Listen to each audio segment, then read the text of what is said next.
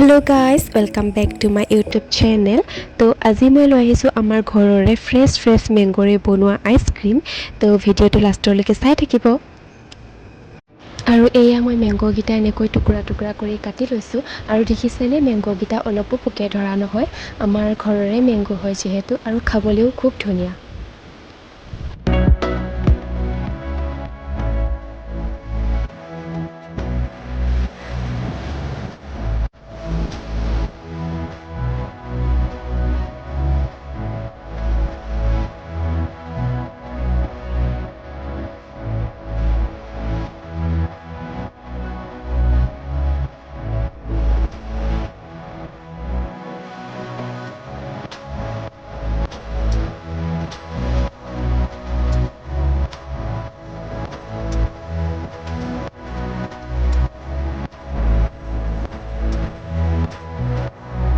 আৰু এইয়া মেংগোখিনি মই এনেকৈ কাটি ললোঁ আৰু টিফিন বক্স এটাত মই মেংগোখিনি ভৰাই দিম আৰু মই ফ্ৰিজত ৰাখি দিম মেংগোখিনি টাইট হ'বলৈ কাৰণে।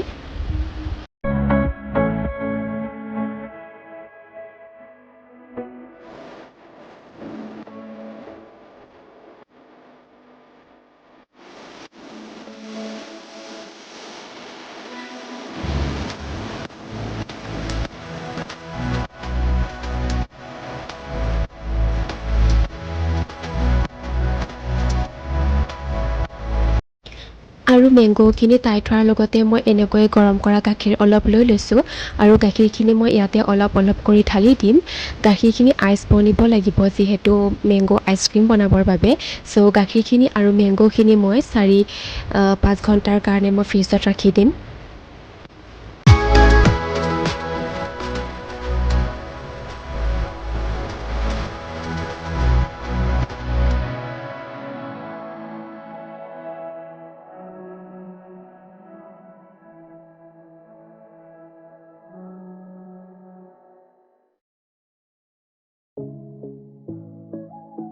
আৰু মেংগোখিনি মই টাইট হ'বলৈ কাৰণে ৰাখিছোঁ আৰু গাখীৰখিনি আইচ বনিব লাগিব সেইবাবে মই আইচ বক্সত ৰাখি দিছোঁ।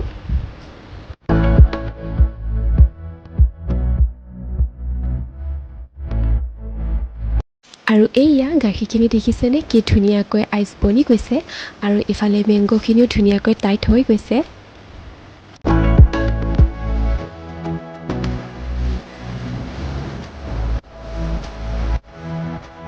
এতিয়া মই গোটেইবোৰ বস্তু মিক্সাৰত দি দিছোঁ যোনবোৰ বস্তু আইচক্ৰীম বনাবলৈ কাৰণে ইউজ কৰা হয়।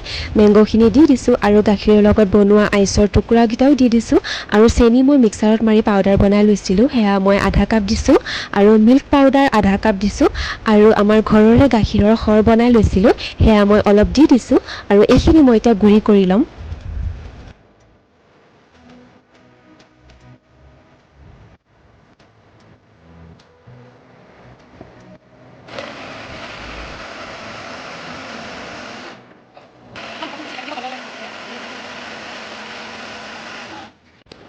আৰু এইয়া আইচক্ৰীমৰ কাৰণে এইখিনি ৰেডি হৈ গ'ল।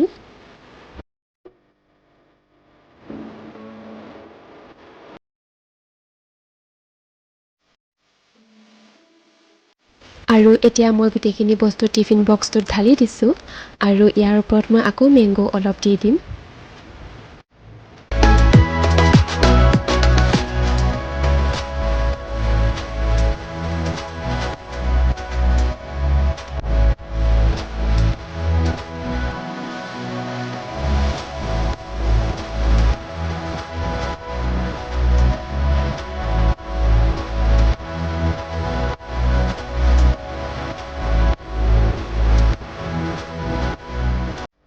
আৰু এনেকৈ মই ওপৰত প্লাষ্টিক এখন দি লৈছোঁ যাতে পানী ভিতৰলৈ সোমাই নাযায় আৰু এতিয়া মই ফ্ৰিজৰ আইচ বক্সত 4-5 ঘণ্টাৰ কাৰণে ৰাখি দিম।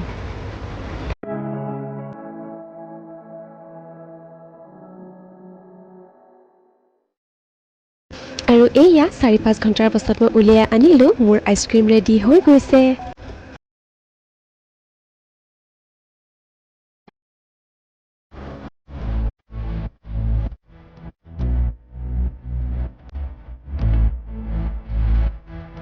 আৰু এয়া কি ধুনীয়াকৈ আইচক্ৰীম বনি গৈছে। যদি আপোনালোকে বিচাৰে এনেকৈ আকৌ এবাৰ মিক্সাৰত মাৰি আইচ বক্সত ৰাখি দিব পাৰিব, বাট মই দুবাৰ কৰিব বিচৰা নাছিলোঁ, সেইবাবে মই এবাৰতে বনাই দিলোঁ। বাট একো নাই, এনেকৈও বনাব পাৰি। আৰু দেখিছেনে কালাৰটো কি ধুনীয়া হৈছে।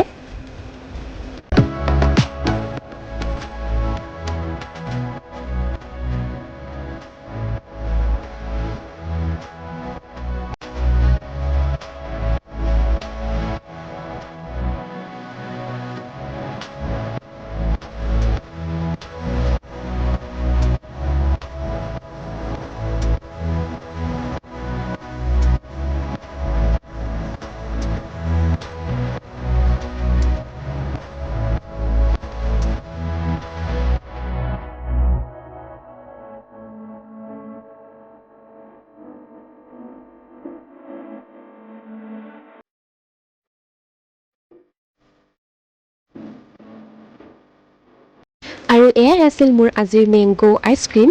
আৰু মোৰ ভিডিঅ'বোৰ যদি আপোনালোকৰ চাই ভাল লাগে তেন্তে মোৰ চেনেলটো লাইক, কমেণ্ট, শ্বেয়াৰ আৰু ছাবস্ক্ৰাইব কৰিবলৈ নাপাহৰিব। চ' আজিলৈ বাই বাই।